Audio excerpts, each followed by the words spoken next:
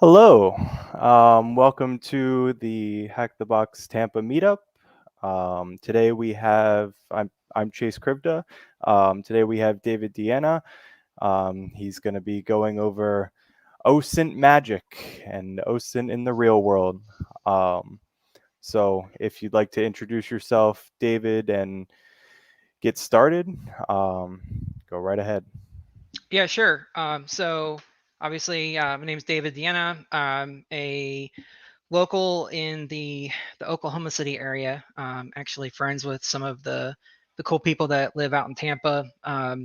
Member of the local security community in my area, and I've been an OSINT aficionado for several years now. I'm a pen tester by trade. So a lot of this stuff I use on a daily basis, and I want to go ahead and share some of this stuff with you guys, hopefully to help you with your security assessments if you're in the field, or get you more interested in open source intelligence as a practice for the future.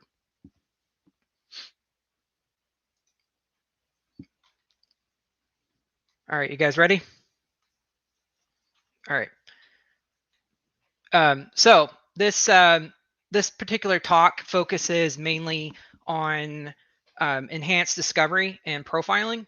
So when you're doing any type of security assessments, for like a consultant firm, or like if you're working as a private contractor, or you're doing any type of work for your actual company that you work for, and you need to find out information about a specific target, or series of targets, there's a process that you go through. Everyone kind of does their own thing, and the results can vary. Sometimes they're great, sometimes they suck, but that's what this talk is meant to try and enhance and give you guys a better idea of what you can do with the information that you have available to you. So again, I'm a senior consultant, excuse me, at Optiv Security, which is based out of Denver, Colorado. I've been doing pen testing, like I said, for a couple of years now. My background's in host security, and OSINT is kind of my jam. Um, my interests lie in video games, anything Star Wars, and the Magic the Gathering card game. So shout out to those people that still play that game. It's like really old. One of my coworkers and friends couldn't make the call, but he's a pretty big inspiration for this talk. His name's Lars. We've been kind of working together since pretty much day one at Optiv, and we have pretty similar interests, including OSINT. So I just want to kind of give him a shout out. So this talk mainly covers the techniques used for identifying like client domains or company domains. I use the word client because I'm a consultant. So, if you hear that a lot, that's where that comes from. Identifying information about the people that are part of that company that you're targeting, the information behind some of the files that they might have exposed, and also stuff on their websites, things of that nature. What this doesn't really cover is more like your forensic investigations, people finder searches, things of that nature.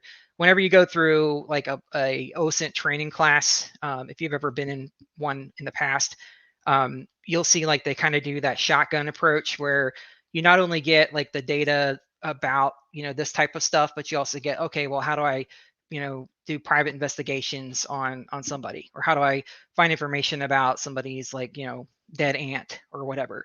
And it has nothing to do with security when it comes to what you would do in more of like a pen tester type role, or just any type of assessment against an organization. So that's where this talk kind of spawned from, is just kind of like focusing on that specific group of people, and also that interest in kind of cut out the fat, the stuff that you guys really don't need to hear about. OSINT is something that you should use on pretty much any type of assessment that you're performing. So if you're doing a CTF, typically you're limited to the box that you're working with, right? Or maybe a series of boxes, or like a small network or something. But if you do something outside of that, if you're hitting the larger internet, you're going to want to do OSINT in pretty much any type of activity that you perform before you actually push that kill button, before you go after any particular asset or group of assets. What I'm going to do is I'm going to use more of like a professional kind of like scenario-based way of presenting this information, and give you guys what that would look like from a couple of those different scenarios. So most of the time when you're working with either the company that you're working for or a customer, they're going to give you a specific target to go after. So the first thing you're going to want to do is say, okay, is that actually something that you own because it's out on the internet, or is it belong to somebody else, right? How do I do that validation? The second thing is, if you're trying to be sneaky Pete, right, do the whole secret squirrel thing and not get caught, like not get the blue team on your butt, or get your IP banned by X company because you're doing some hacky stuff. You want to use this in invasive assessments as well. So you're going to use a public infrastructure to get information instead of hacking everything directly from your host. One of the things that I get a lot of kind of feedback from people that ask about OSINT is, why would I care about OSINT? OSINT's not, as sexy as trying to get, ODAs, or dropping like, basically accessing like RCE exploits, remote code execution exploits on systems to get shells, getting into the perimeter, getting in people's info, getting domain admin, if you will. My response is that enumeration is like the number one, step in pretty much any type of test that you run. So if you think that you've done enough OSINT, gathering or information gathering, you likely probably missed something. And fortunately, this process is very repeatable. So one thing I like to say is I'm going to give you guys a bunch of different tools. I'm going to show you a bunch of different common tools that are used to perform different types of assessments. But I'm not going to say like this is the tool set that you want to use. And the reason for that is, if I prescriptively state if you use these tools, you're going to get this result set, and that doesn't happen, it makes me look like an idiot, for one. And two, it might alienate some tools that you are used to using, or your favorite group of tools, or techniques rather, for performing the same action. So really, it's all about results.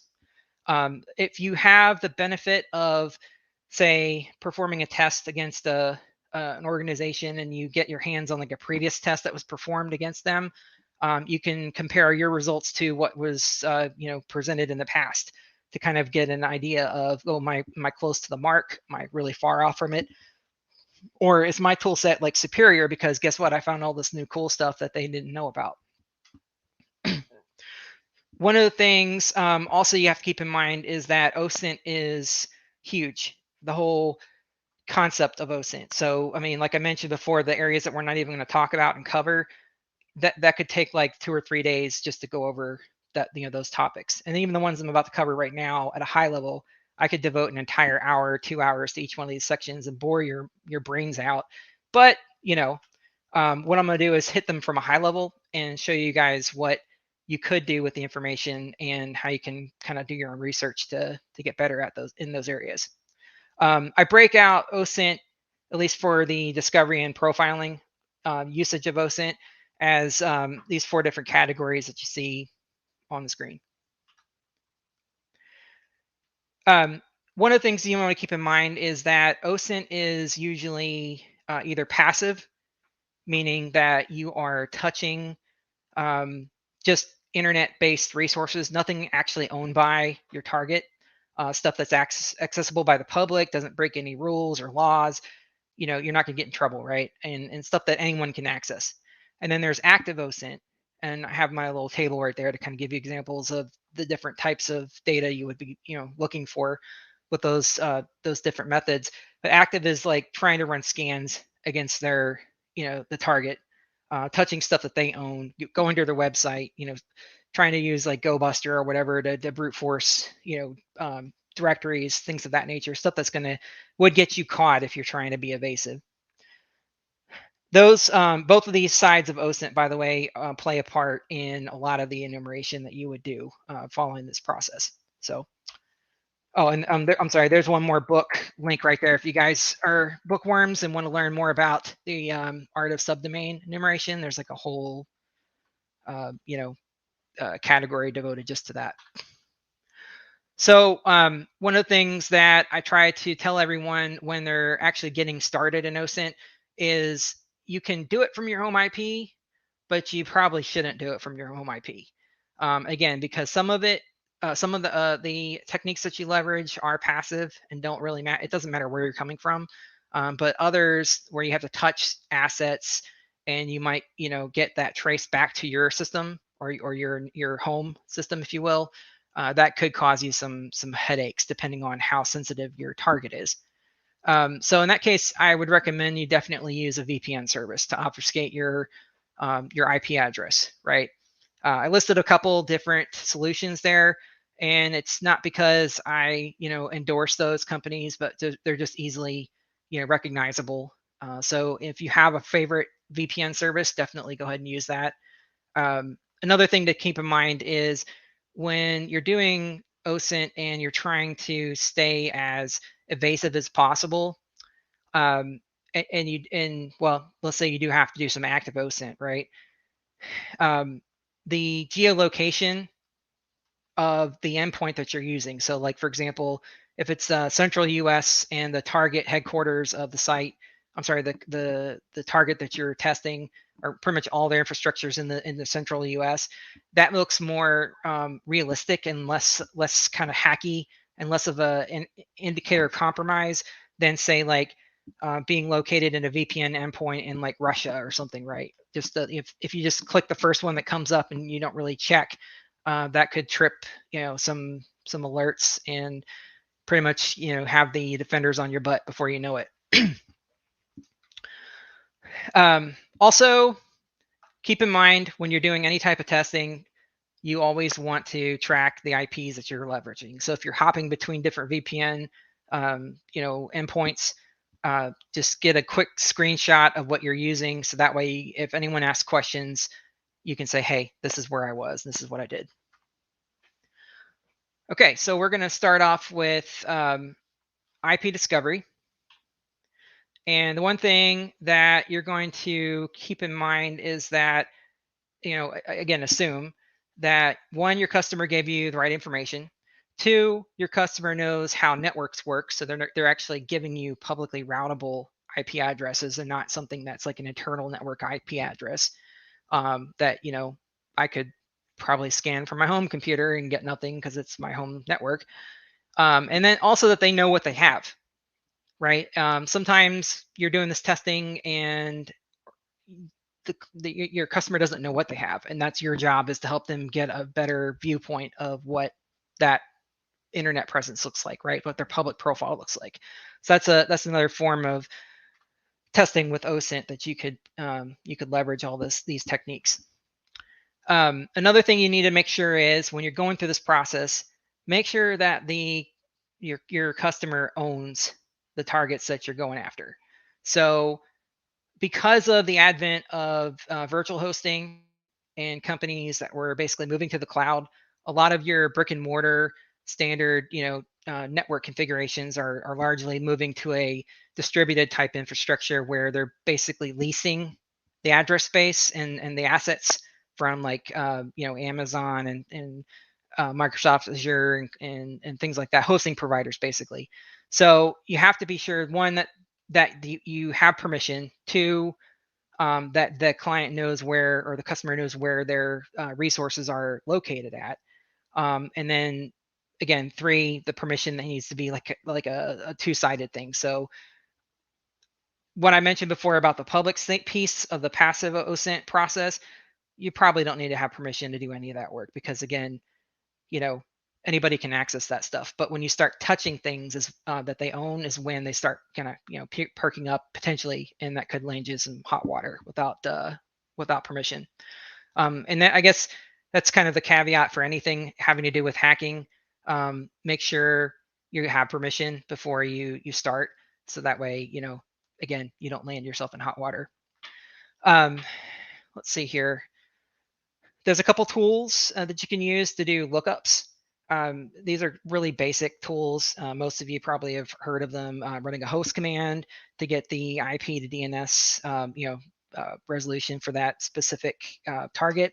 running a whois search to, on an IP address or a domain to find out, the registration information for that asset. And then NS lookup is kind of like the reverse of running the host command, where you're running a DNS lookup, trying to find the IP address that's matched to that. So I'm going to go ahead and throw the company that I work for under the bus. I'm not going to do this in a realistic standpoint where I give out passwords and stuff like that for the people I work with, because I probably would be fired. But it's a good example because they're a pretty decent sized company, and a lot of the techniques that we use, you can gather information just based off of the profile that you build through this process. So for the mock scenario that I'm going to work through, we're going to assume for a moment that your customer gave you an IP scope. You're doing a perimeter test. So again, you're going to want to scan them and then try to identify vulnerabilities. You want to try to hack them, that kind of stuff. We're not going to go all the way down into the weeds with this, but to get started, that's kind of like the premise of this scenario. And also, they were lazy and they just gave you some IP addresses. They didn't give you any host names. All you know is that their primary domain name is optiv.com. So the first thing you're going to want to do is you're going to want to validate the ownership, right, of the addresses that they gave you.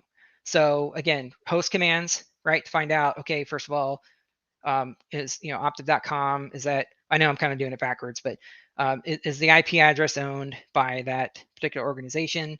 You could run an Aaron search. So aaron.net or www.aaron.net is a good site for looking up specific singular IP addresses to see, again, if they're actually owned by the organizations. What that does is it does a kind of a lookup with the IANA registry, and it says, okay, well, this net block is owned by this organization, and there's usually contact information that's associated with it.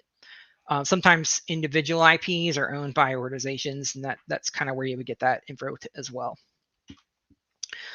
Another tool is the actual ICANN lookup page. So lookup.icann.org. You can type in the domain name and again get the registration information directly. It's like running whois, but in your browser.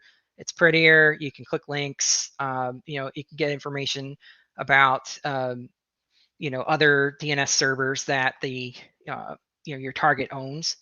So kind of, again, you're trying to match up that IP list to actual host names. So it kind of gives you more of a picture of what I like to call the attack surface of what that looks like for that specific group. Another method is a little bit more advanced, and this is using the whois RDAP tool. So if anyone has spent any time, any that's listening has spent any time messing with DNS on the internet, you're going to know that Aaron is basically mainly a US based, or at least a North American based registration kind of like database, right, or organization. There are European and I think it's like African, European, different registration sites out there, or organizations rather. So if you were to say have to do a test on a company that had a headquarters in a foreign country, if you ran a whois lookup on their domain or on their IP ranges, you may not get anything because they may not be listed in that domain. I'm sorry, that database. RDAP actually aims to sort of like centralize all of the different networks out there as far as DNS registration is concerned.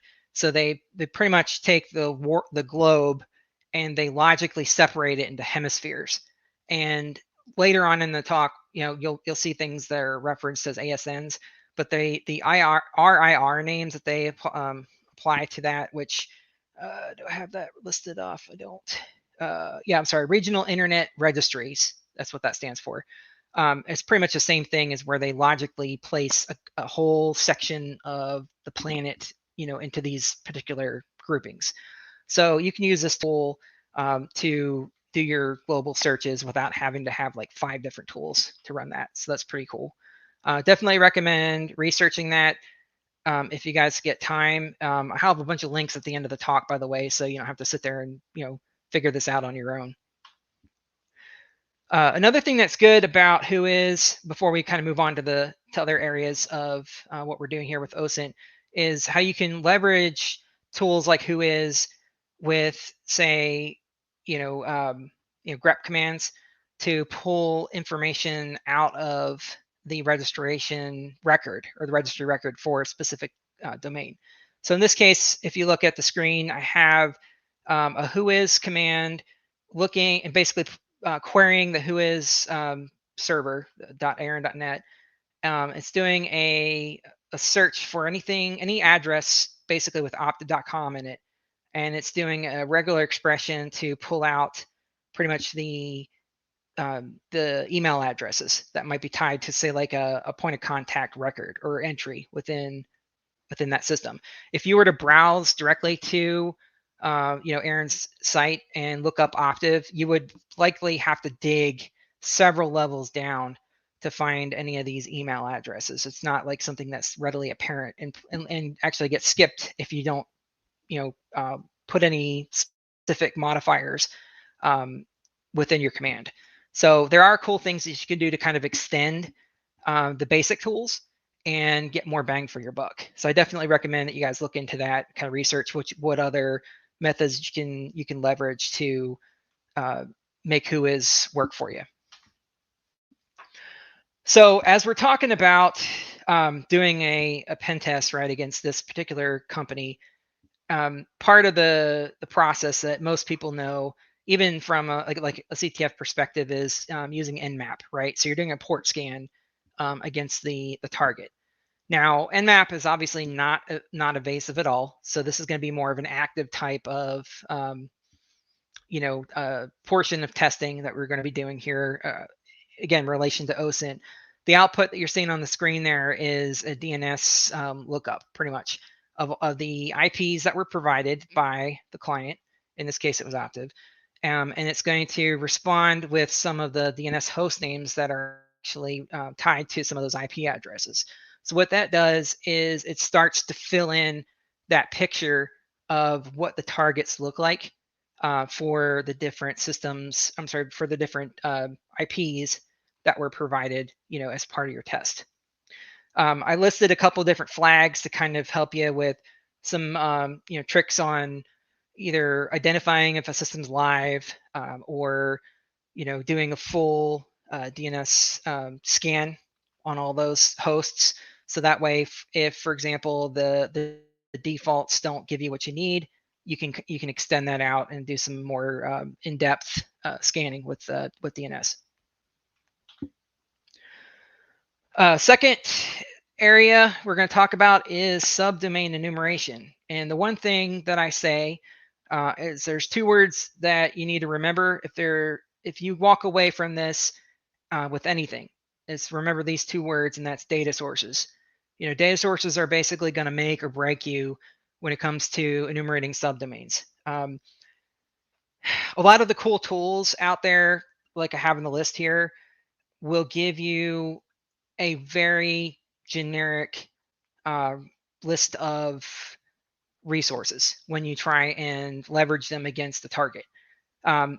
They sometimes are updated depending on how updated the specific tool is and how much development is actually being applied to it.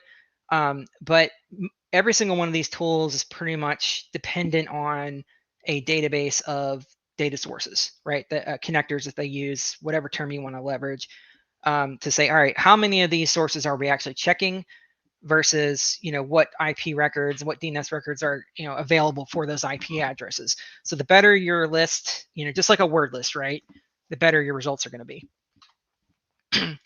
So the first stop for our tool sets for subdomain enumeration is crt.sh. So the name of this game is basically certificates, right? When you're dealing with web security, for a web server to prove its identity to a browser, it basically has to present a certificate that's signed by a valid CA. And many of the CAs that are out there on the internet publish their certificates in a public repository that's known as the transparency logs. And CRTSH is a aggregate of the publicly accessible certificate transparency logs themselves.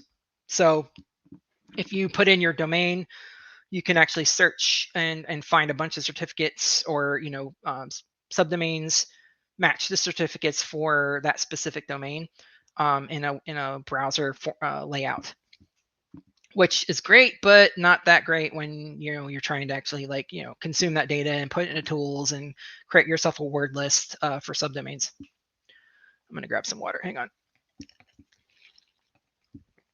Okay. Another cool tool is called Census. Census is like the port scanner search engine for the internet, for internet devices, pretty much anything connected to the internet. There's a backstory with Census. The Census team, they use tools from what's called the ZMAP project, which includes a bunch of tools with the letter Z in front of it. But anyway, you have like mapping, DNS lookups, tagging those services, so that way you can know, okay, well this port's open, this service is exposed, that kind of thing. And in the screenshot, you can kind of see an example of some data that's been collected on some of the targets for the optive domain. Some common ports that you'll see, both the web ports, HTTP, HTTPS, I'm sorry, services rather, protocols. Let me get my terminology correct. Mail servers, admin services like SSH, Telnet, DNS like we just saw, RDP, VNC, and then some of the database services like MS SQL, MongoDB, that kind of stuff. So pretty much this is your port scan without actually having to touch your target. It's a good way to do that, especially if you have really bad network connectivity where you are, or you don't want to go through the process of running the scanner from what could be like a blacklistable IP address, right? If they start scanning and all of a sudden you're blacklisted, well, this is a way to kind of get around that. Okay, Subfinder is another cool tool, again, for subdomain enumeration. In this case, you can run this strictly from the command line. And as you can see right here, I have a output of some test subdomains that were leveraged for just creating that word list for the optive.com domain. The sources that Subfinder leverages, just like any other tool, they can change, but it uses Census, Shodan, Spice, VirusTotal, and other passive online sources to get that information. To kind of extend the functionality of Subfinder, there's a tool called DNSX. You have to look on GitHub for this, but basically DNSX it's billed as a multi-purpose DNS toolkit that lets you perform kind of like multi-threaded DNS queries or lookups rather, and then you provide the resolvers. In this example, I just use the defaults. And what it also can do is it can filter out dead records. So like one of the biggest pains in the butt when you're dealing with subdomain enumeration is a bunch of stale, old, dead records that you can't do anything with, right? They had a subdomain stood up at one point and they tore it down because they didn't need it anymore. But there's a record still sitting out there because somewhere out there on the internet, one of the DNS servers, public DNS servers has it still in there. And that can cause you issues when you're trying to go after live targets. So DNSX is a great way to kind of like, split that out. Another use for DNSX is leveraging CNAME records. So CNAME records are basically DNS records that are used to map one domain name to another. And it's usually useful when you have a IP address that has multiple services running under that address. So think of like virtual hosts, for example.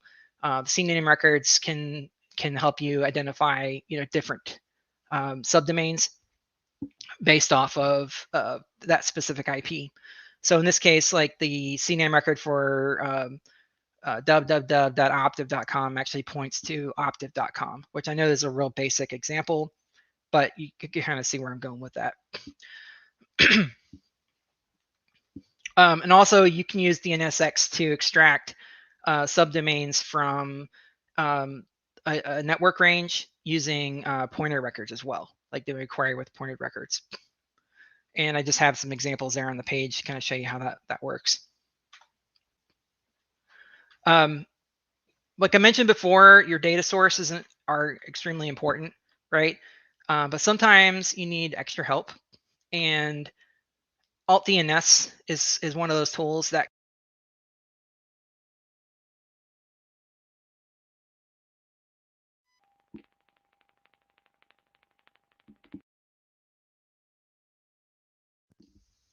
sorry about that. My headset decided it wanted to die. Gotta love these wireless headsets. Well, yeah, so back to what I was saying. Alt DNS is one of those tools that basically can take a list of subdomains that you have, and it can basically mutate those domains using word lists to create additional potential subdomains, which could then kind of like create this weird conglomerate of like thousands of potential, name combinations to further kind of like go down the rabbit hole of trying to find additional subdomains that an organization might own. I've used this to find some test domains that were owned by specific organizations that they forgot that they were even out there, and they still resolved. So, again, the use case for this one is a little bit edge, but if you need some extra bang for your buck, definitely check out Alt DNS. So back to the CRTSH site, right, that we were talking about with the web, solution. There's a command line solution that actually can leverage that data from those searches to create a word list for subdomains. CTFR.py is a great Python script that can, again, check those certificate logs and create that list for you. So definitely add that to your list if you're not using it right now to give you that list of subdomains for your target. DNS zone transfers. This is kind of old school testing. Basically, most companies out there, organizations, don't have zone transfers turned on, especially not for the internet. But there are those edge cases where it's a startup. They have zero idea of how to manage their own security, and you can actually pull the entire list of internal host names that they actually have exposed through a domain transfer. So it's always worth trying, even if you think that those easy wins won't get you anywhere. Definitely give it a shot. I have a mass listed here, which I'm going to talk about in just a few minutes as an example, pulling that. But there are several other tools like Dig can do it to get you that info as well. Again, kind of going down that same rabbit hole of subdomain enumeration, you have sublister. So sublister uses search engines, and again, similar resources like VirusTotal. They use DNS Dumpster, ThreatCrowd. Again, different sources that can kind of separate out the subdomains that might be exposed for that specific target. Some of the sources that I believe sublister uses, you have to be careful using, because I want to say there might be an issue with like the DNS resolver function with that tool, and then specifically against VirusTotal, because I think VirusTotal is one of those and sources that it's gotten a little bit more finicky when it comes to the output that they actually provide with that tool. Another one is discover.sh. Now, discover.sh is more of like a framework, right? So like up to this point, we've been talking about individual tools, providing our own, word lists or data source lists, right, to kind of feed those tools and give you the output. Discover.sh does a bunch of that stuff, right? And you can control it through a menu system to identify whether or not you want to run a passive recon scan or an active recon scan. And then also like create your own kind of like report output that you can use, which can be prescriptive to help you identify targets or create something that you could actually deliver if you really wanted to. In this case, you see some subdomains listed and the respective IPs that were tied to those domains at the time. ViewDNS.info. ViewDNS is a really good site. If you ever visit it, there's like, I don't know, 20 different lookup functions built into the site that you can leverage that we just don't have enough time to talk about here. But one of the cool features is basically doing reverse whois lookups. So if you think about it, if a client owns or if a customer owns one domain, what if they own other domains as well? You know, if they're a big company, there's a chance that they may own other domains. So what it does is it uses the registration information for either the domain or the IP address range that you provide, and it will provide you a list of domains that that particular company owns. So again, some of these won't be useful, like, you know, optiveblogs.us or whatever, but if there's an optiveconsulting.com resource, right, that connects up to one of the IPs that were provided to you, you could visit, you basically type optiveconsulting.com and boom, you have a web server that you didn't know existed, right? Before that, you just had, you know, an IP address that didn't resolve because they just didn't have, you know, DNS set up or whatever. So anyway, that's something you can leverage to really expand out your list. The one caveat being, if they have privacy protection enabled, this isn't really going to work for you, at least not in this respect. A lot of companies have gotten wise to, you know, people doing lookups on their what they own, and they'll pay companies to protect their registration information. So you have to kind of go and look in other areas to get that. Shodan is, you know, it's a name brand, right? A solution that kind of similar to Census. You have information about specific hosts. In this case, they're targeting more certificates in this particular example, but it can show you information about like who may have owned an IP based on the certificate information tied to that specific service that was exposed at one point. And that can, again, give you that passive information about a specific company or an IP address that you're interested in. Yeah, definitely check out Shodan. Also, another pro tip, towards the end of the year, they typically have sales on like lifetime memberships to Shodan. So if you end up using Shodan quite a bit, I would definitely wait for the holiday season, and you can get, I want to say, like a $50 lifetime membership if they're still doing that in 2021. That can help you with this as a resource. All right, so up to this point, I haven't had a lot of memes in my talk. That's going to change. You're going to have a lot more to look at. But one of the tools that I use heavily for OSINT is Amass. Amass was built by the OWASP project, right? And there's a couple different modules that are built in to Amass that help you not only visualize the data that you're trying to piece together, but also help you do passive and active reconnaissance against a specific domain or an IP, you know, target. We're not going to talk about Viz or Track, mainly because it's not going to really help us right now with what we're doing, and, you know, time being limited. But Intel and Enum are definitely two that you want to look at. Intel being the first one, Amass has basically a way to look at the repositories, again, the data sources, if you will, of several different sources to get data on IP addresses without touching the target directly. Reverse DNS is the example that I have listed here. And as you can see, I was looking for the IPs and then the DNS names that were tied to them. It also can look up the ASNs, so to figure out where those are actually logically grouped in. We'll talk about that in a second. Enum is more of your active scanning, pretty much. You're trying to basically hit as, again, more repositories, not just the few that are publicly accessible that nobody can really track you.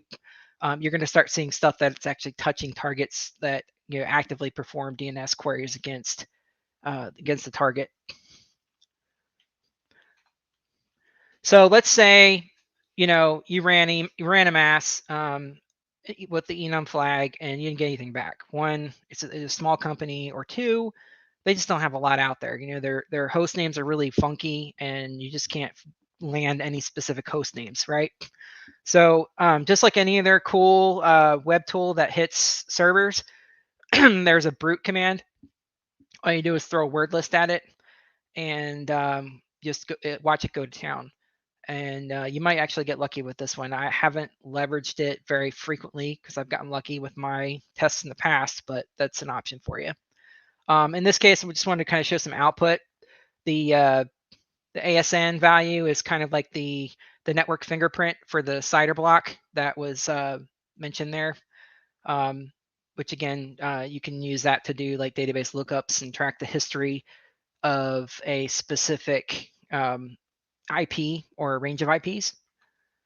So kind of jumping in really fast into ASNs and why you should care about those. ASNs are like zip codes for DNS records. Many DNS entries out there belong to like single groups of ASNs, and some of them are owned by the same organization. Like Microsoft has a ton of IPs tied to a specific ASN that they own, kind of like almost like a block, and then others are kind of sprinkled throughout different ASNs. As you can see in the picture, they create kind of like a regional basis of where those IPs are basically tied to, and then the DNS records that apply to those ASNs are basically grouped in the same way. So how can you use ASNs, or why, where can you get information about them? So in this case, targeting Optiv, you look at these search records here, and based off of the IPs that are exposed just for the optiv.com domain, you're going to see an ASN record listed halfway down the page from the aaron.net site. And then if you ran an nmap scan using one of the wonderful NSE scripts that are referencing ASNs, you're going to get the same information you got out of a mass, only 10 times faster, and it'll display a ton of net blocks that this particular ASN has within it. Now, is that going to give you all the information you need to make your word list huge and match all these subdomains? No, but it's going to give you a wider net to be able to cast to get information about the subdomains for those targets. Again, hitting a mass with the Intel flag, module with the ASN flag, specifically calling out that ASN that we found for Optiv. You see like a bunch of different networks, or subdomains are listed in that list there. And what you would do is pretty much query that list, like grep through the results, and look for optiv.com in there, or any of those other domains that we found with the view DNS tool, and see if there's any subdomains that are listed that may not have shown up in previous searches. Again, this could be a starting point. You can use it to extend your word list, or it could just be an exercise in seeing how many hours it takes for a /8 network to finish spewing out all its DNS records. So definitely would let this go, put it into screen session or run it on a different host and come back to it after a while if you have a really big group that you're looking at. There are tools out there that you can use that can give you sort of a high level or bird's eye view of ASN information. So in this case, if you look at the screenshot at the bottom, it shows that this particular IP looks like it's being hosted. So there's a hosting provider tied to that IP. So instead of it being like an on-prem or owned by a specific org, it's leveraged by a network provider that kind of can tell you whether or not you're dealing with something owned by a company or something owned by, like I said, lack of a better word term, a hosted provider, CDN, all those fancy terms for distributed networking. And I listed off there the different items that you can find, like geolocation. Let's see, IP reputation to find out whether is it a good IP, is it something that's malicious, that kind of thing. So if you're looking for one specific IP, this is how you use ASINs to get more information about that address aside from just using whois. So we're going to move into metadata analysis. This is going to be pretty fast because really there's only one major tool that I recommend to everybody that's using metadata for OSINT, and that's PyMeta. There is a tool in Kali called MetaGoofil, and I probably said it wrong, MetaGoofil, however you want to say it. It'll give you data, but if it's a really big target, it's going to crap out on itself potentially. And you also have to do additional analysis, kind of like tweaking to get a good data set to work with. PyMeta does it pretty much all for you. It parses content, uses a tool called EXIF tool, which is also part of Kali, to port the data into a CSV file. And it's pretty much like a pretty, spreadsheet of all the information that you're looking for. So in this case, if you see right here, we have a spreadsheet with the creator field, or I'm sorry, column, and a bunch of PDF documents, right? And listed off there in the highlighted cell is a username. Now that's just the first and last name, right? It could be a first dot last. It could be a first initial last name. We don't know, but it gives us information that we didn't have before, right? Potential usernames. Also, the tech stack can be exposed. So if you're looking to identify a specific type of application that they're using on in-house, that can help you as well.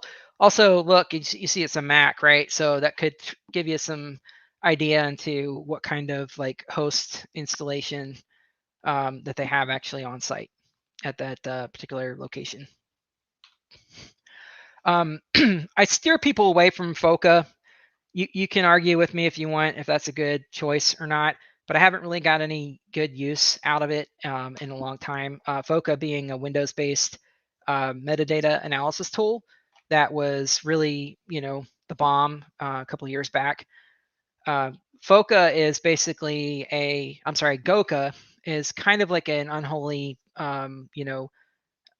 alliance between Golang and FOCA. So if you can actually leverage FOCA in a meaningful way, and you want to view the data in like a JSON, based output, or all the metadata rather, this is kind of the way to do it. And you can parse through this file, do a grep creator or whatever, and find the same information, username information, all that kind of stuff. This is if you want to go a little bit further down in the weeds than what you could get with PyMeta. Google dorking. This stuff is age old. Probably don't need to give too much, of a introduction. If you don't know what Google dorking is, you need to Google that. That's a bad joke. Okay, so the different types of keywords leveraged in searches can get you specific, like laser focused results. So in this case, I'm doing a search for optiv.com as a site, and I'm looking for every PDF file that they have exposed. So again, if for whatever reason your tools aren't working and you need to actually visit Google and look for the data that way, and God help you if you had to download every single PDF and then run like MetaGoofil against it or whatnot. Sometimes that's required, right? This is a way to kind of do it by hand, and also to find out more information about the target that you're trying to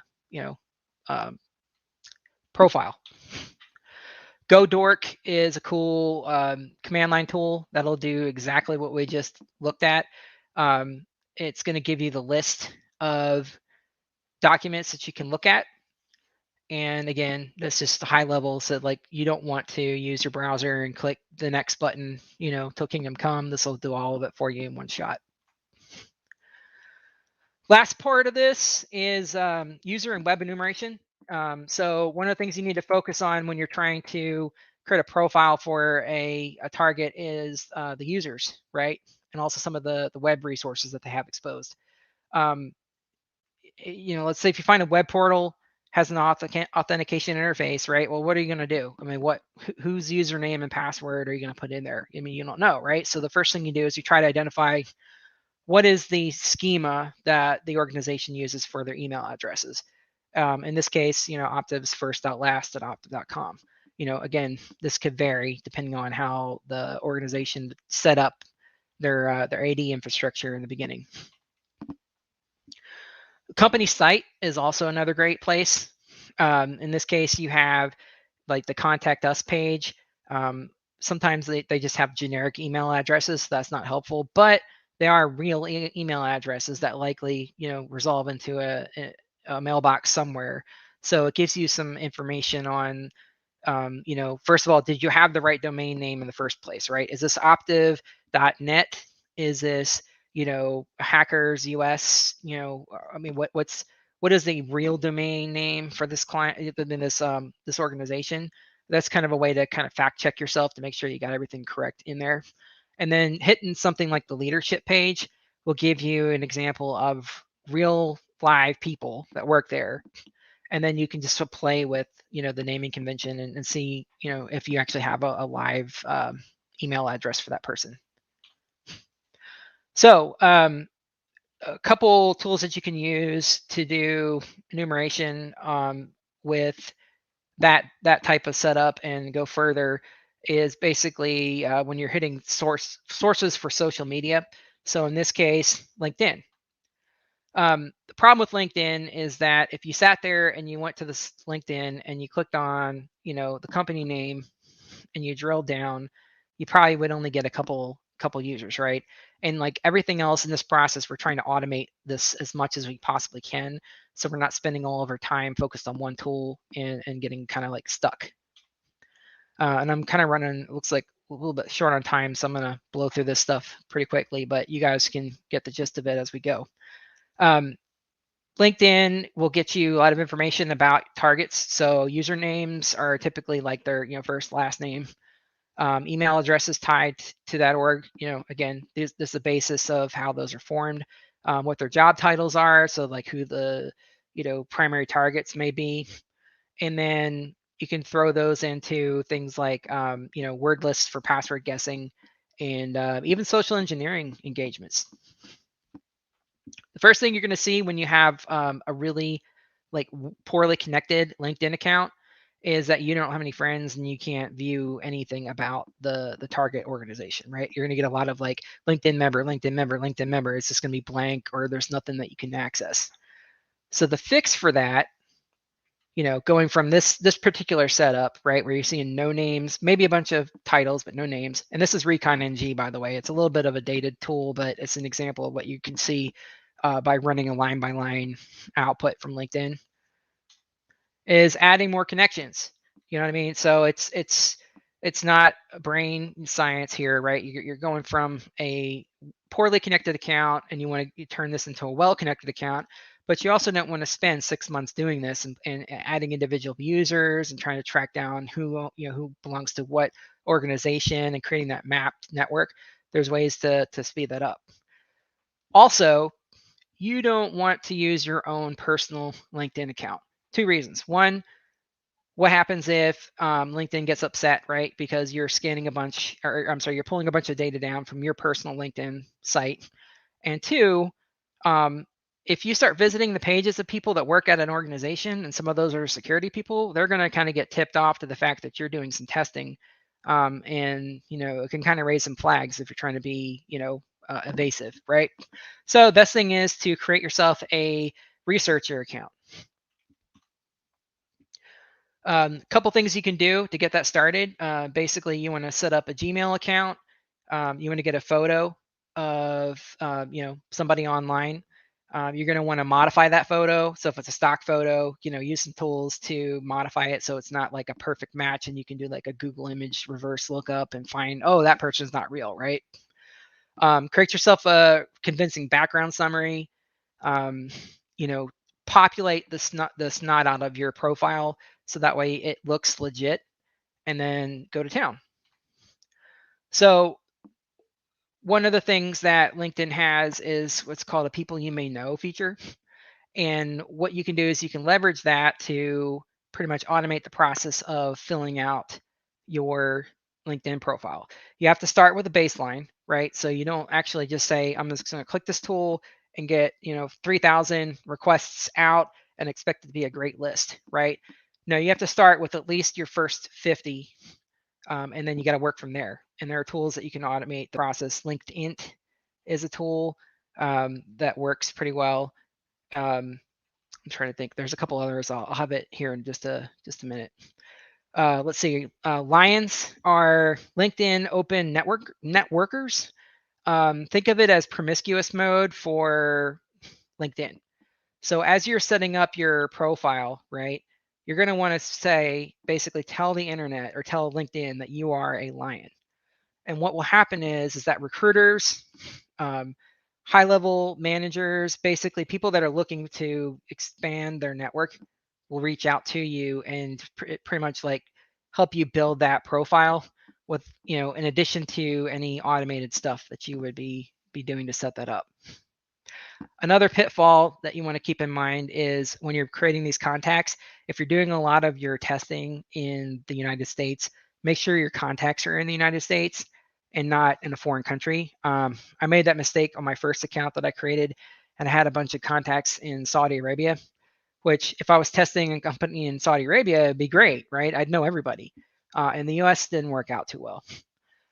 So if you are following the process here and you are, connecting with a bunch of people, you're going to see something like what you see on the left here. And this is a well-connected account. And the results that you're seeing on the right are more examples of the same types of contacts.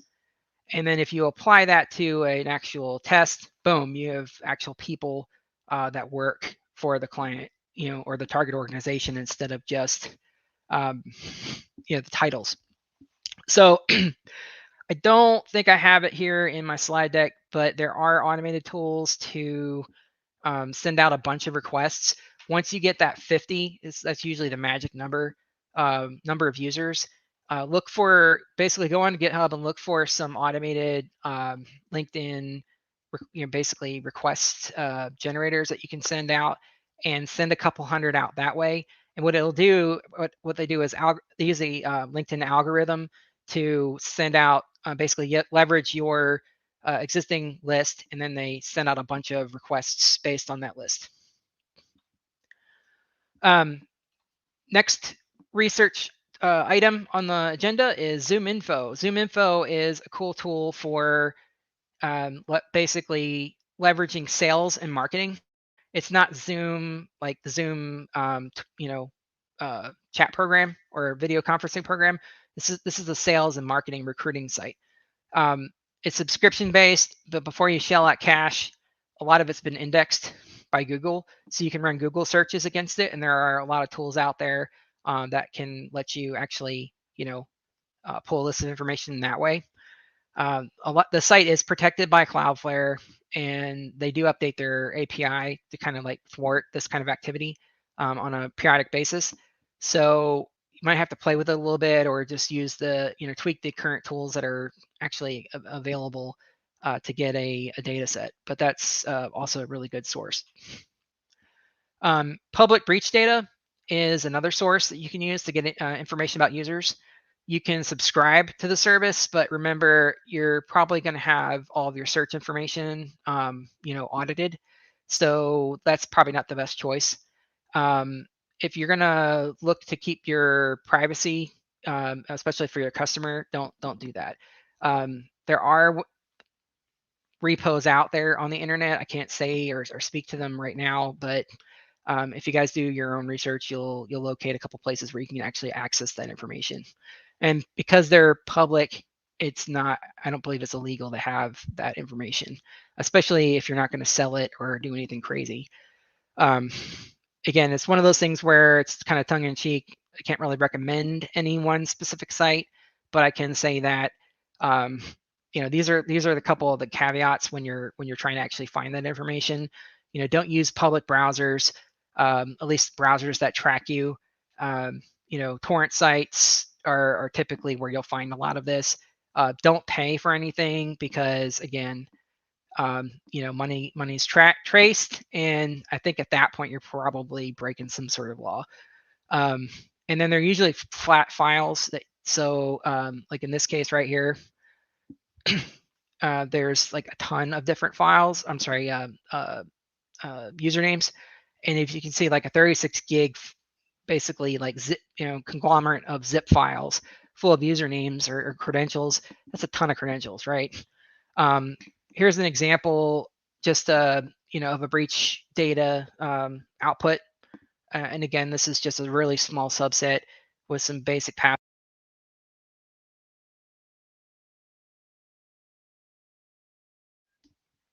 Okay, sorry. Passwords that likely don't work, but usernames that are potentially valid, and of course they're like Gmail and things like that. So this is something you would look through to see if you could try to find more information about the actual organization, more email addresses that might be exposed that you haven't found. Another cool place that you can go is phonebook.cz. You can get a bunch of information back about your organization by domain, looking at email addresses, even some URLs that are accessible. Let's see. So we're going to hit web enumeration real quick. And a lot of people use tools like GoBuster and GoWitness, Aquatone for like screenshots, Wayback Machine for looking up like histories of websites. So like data that may not be exposed anymore because the site changed, right? And the stuff they had on there was indexed by, archive.org is the site. Visiting the site is another way to get more information about the organization. And then there's a couple tools that you can use that can kind of parse through the data that you're leveraging to get you better output. Plugins, there's a million of these things out there, right? If you're trying to identify stuff or information about the tech stack that's being leveraged by the web server that you're visiting, Wappalizer is a good source for that. Again, just check out GitHub or the extension or plugin store for whatever browser you're using to get that. Here's another one that's a little bit less known and less well known. It's called Lightbeam. What it does is it actually analyzes the relationship between several sites. So for example, this data in the screenshot was gathered when browsing to Optiv.com, FoxNews.com, and CNN to see if there are any third-party sites that actually talk to each other and linked up to see if there is potentially a resource that might be exposed. In this case, there were 3 different sites that communicated directly with each other. Again, this is just trying to see what else that this particular organization has exposed and what they own. Again, edge case here, but it could be useful. This used to be called an add-on called Collusion, Collusion, and there's a TED Talk online in reference to that if you guys want some more history or background. The Chrome version of this tool is called Thunderbeam. It's not actually developed by the same people, but it has the same functionality. Okay, web enumeration with browser plugins. So Link Gopher basically takes a page that you're on, and it just pretty much strips out all the content and just displays the links on that page. And then it gives you the option to open up separate tabs for each one of those links. So let's say you have a site that has a ton of content on it, but you're trying to get to, the source. This is how you get to that information, and you kind of cut the fat and find out, okay, well, there's other domains that they're pointing to, other resources that they own, things like that. You can use that to feed a mass or generate a URL list for brute forcing other resources. HTTPX is kind of similar to DNSX in that you can, put a word list through and basically pipe it to this command.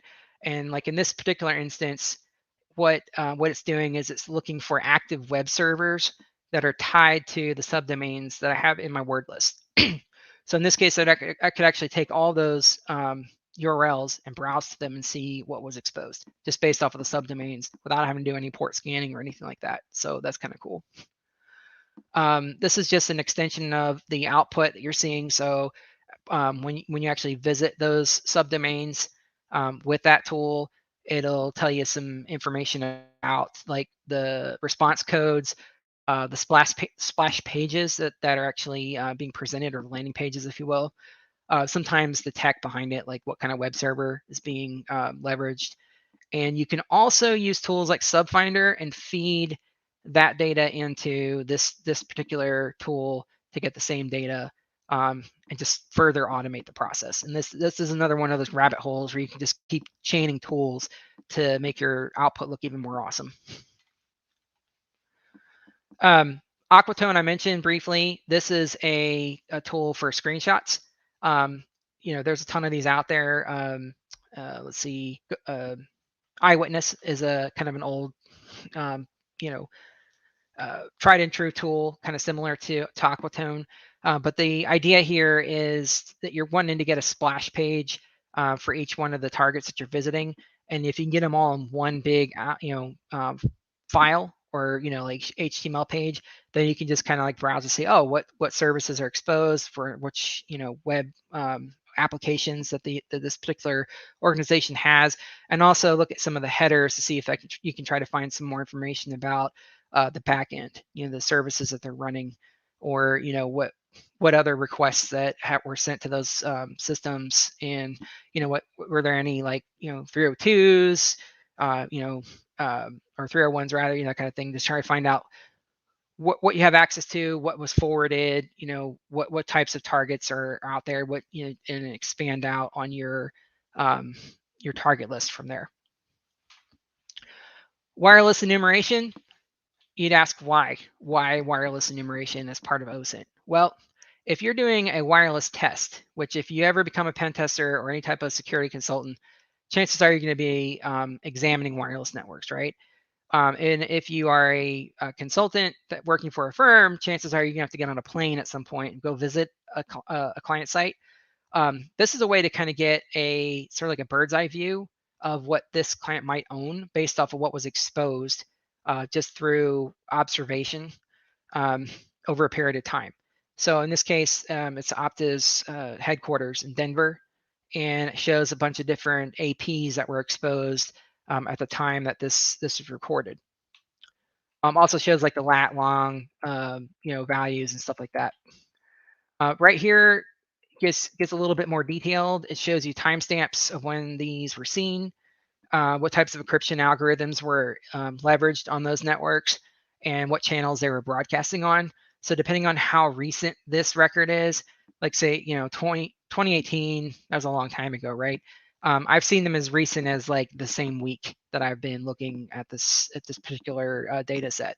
So that could give you that data, kind of front load the information that you have before you even walk through the door of an airplane to go to whatever city you're going to. So it's also kind of a way to be super sneaky and creepy at the same time. Just depends on what you're using it for. You could also use it for operational awareness to see is a SSID that you own personally being exposed, and is it being indexed through this site. Frameworks. So frameworks is basically translates to OSINT lazy mode or OSINT easy mode. RiskIQ is an example. Again, you can just feed in a domain and boom, it does all the heavy lifting for you. It's a paid service now, so I think you only get like a really brief amount of data before you have to say, hey, I got to pony up monthly fee or whatever to use it. So if you hate using a bunch of console commands and you just want to get like a one-stop shop, RiskIQ is a good choice. Security Trails is another. Again, just within the same vein of automating OSINT and companies that are making money at it, right? Because they have the bandwidth to do that. And that's it. Actually, no, it's not it. That was a joke. I'm almost done though. One thing I like to tell people at the very end of all this is I can throw a bunch of tools, I can throw a bunch of techniques at you, but if you don't spend the time to invest yourself in the process of learning about OSINT, you're not going to get anything out of this, right? You can remember half the stuff I said and get lost. The first thing you should do is connect yourself if you care about this type of data, and even this practice, if you will. I threw a couple Twitter handles out there, some people that are really hardcore into OSINT that I follow. You can follow me. My info will be at the end of the talk. And basically, you just kind of want to keep in touch with, what's going on in the community, and that'll just keep leveling up your OSINT game. OSINT Curious is a cool blog / podcast site. So if you guys listen to podcasts a lot, this is a great resource that you can follow. And then one of the biggest challenges about testing these types of new powers that you've just received is how do you do it legally, right? Without a contract, without being a part of a firm or any of that business. There are public playgrounds out there that you can leverage. One of them being Megacorp.one. I believe this one is hosted by Offensive Security. So you can use this for running queries against a site, like basically web app testing. And it's completely legal and you won't have to worry about any repercussions. Another one is the OWASP-amass.com domain, or subdomains rather, that you see listed there. You can run tests against those, and those are owned by OWASP, so they basically have them out there so that way you can test against them and not have to worry about knocking things over. Example.com, net, and org are actually generated. There's an RFC for those specifically for testing, right? Doing network testing against those domains without, again, repercussions. And I'm, again, hauling along here, but I'm going to go ahead and spend just a tiny bit of time talking about dark web. Like you're asking, why would we even care about dark web? The problem with a lot of these tests that you're doing is you get to this point where you have your profile and you move forward, right? Well, what happens if a client's like, or customers like, hey, I need to know if anybody has stolen my information. Chances are you're probably not going to find that based off of what you've been researching up to this point. Dark web has a bad reputation because of all the bad things that happen there. But it can be useful to find information about your target, and also to give them some situational awareness. So have emails been leaked? Have plans for a project been leaked? Things of that nature. So you can dip your toes into the pool a little bit without breaking, the law and putting yourself in a bad place. But there's a few processes that you have to go through to kind of protect yourself. First thing I want to make mention of is the terminology, the sales terminology that's used. It's annoying because it's confusing. Anything that is accessible with a modern browser is called the surface web. You see the logos up there in the picture. Anything that's listed as a deep web resource, stuff that's basically not indexed or protected by like a login. So think of bank sites, government pages, health records, things of that, email even. That's considered deep web because it's not publicly accessible. And then the dark web is basically stuff that's not indexed whatsoever, requires special access through the Tor network and the DNS servers that are being hosted within that network. They use the .onion top-level domain for sites that are typical within that network. And the traffic that's routed within the Tor network are basically configured in such a way to try to preserve the anonymity of the users that are browsing that. That's basically like the initiative to kind of like keep the internet private, right? Protect your browsing history and all that kind of stuff. Unfortunately, a lot of bad stuff leaks into some of those sites, and it can get kind of dicey real quick. So here's an example real quick of a deep web versus a dark web. The dark web's on the left, deep web on the right, obviously American Express, bank account, and then the .onion site on your left. Let's see here. Yeah, I don't have any real useful information to help you guys set up like profiles or best practices for dark web. All I can say before we hit all our links, and by the way, if you want to screenshot these, be my guest. Um, but what I'm going to say about the dark web is if you're going to look up any forums or if you're going to do any searches or anything like that, um, follow the same process, the operational security processes that I mentioned earlier in the talk. Protect yourself, use a VPN. It's going to make your connection slow. But you know what? If it was all about speed, you wouldn't be doing this type of research. And again, the use case is very, very narrow, very limited. So it can kind of be like one of those GWOW cool things, but it also can run some legal risks as well. So just be careful if you do decide to go that route. Protect yourself. Don't pay for anything. And if you work for a big company, check with your legal team before you do anything like this for them. So that way they're on board and you have like a get out of jail free card in case things go south. Um, that's pretty much all I have for that. But here are some cool links of some of the tools that I referenced. This is an even bigger page of links. So again, take your time. I know we're recording this, so go back to the end of this talk and you'll get it. More of them, metadata, user enum, and then the very bottom is my own personal link repository. If you visit that, you're going to have like a ton of links shoved in your face. So just kind of like take your time, browse through the site, and just got a bunch of details in there for you. That's the end of what I got for you guys. This is my Twitter, LinkedIn, and Discord, and that's pretty much all I got.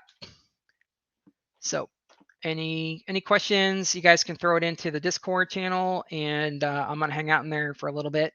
And I hope you guys learned something. And thanks for your time. Wow. That was probably the most well-rounded OSINT talk I've ever seen in my life. We did have one question come up while you were speaking from Vodkanut. Okay.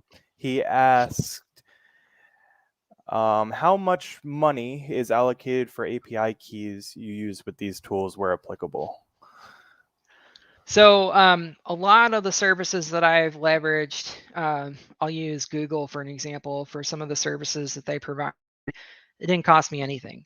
Others, like the Shodan membership, for example, that was a $50 purchase to get that lifetime membership. So like if you are conscious of finances, which everybody is, I'd wait till the holiday season if you can to get your hands on an account that would grant you that API key. I wouldn't go out and spend a ton of money on those resources unless you have a use case, and you can either get some funding from your employer, or again, wait for a sale if you can to try and keep that cost down. That's a good point, because your tools that can automate a lot of the searches for you, you can leverage like configuration files with those API keys in them. Optiv used a really old tool. It's called Black Sheep Wall. It's out there in GitHub. You guys can check it out. It's not maintained anymore, but it's just an example of when you have an enumeration tool that can leverage several different data sources. And I think it's like in a YAML type configuration, just line by line, you can list off your API key, and it does all the searches and automatically imports those in. So yeah, I know that's a long-winded response to the question, but you really don't have to spend a ton of money to do OSINT if you just look around and use the resources that are available to you. Awesome.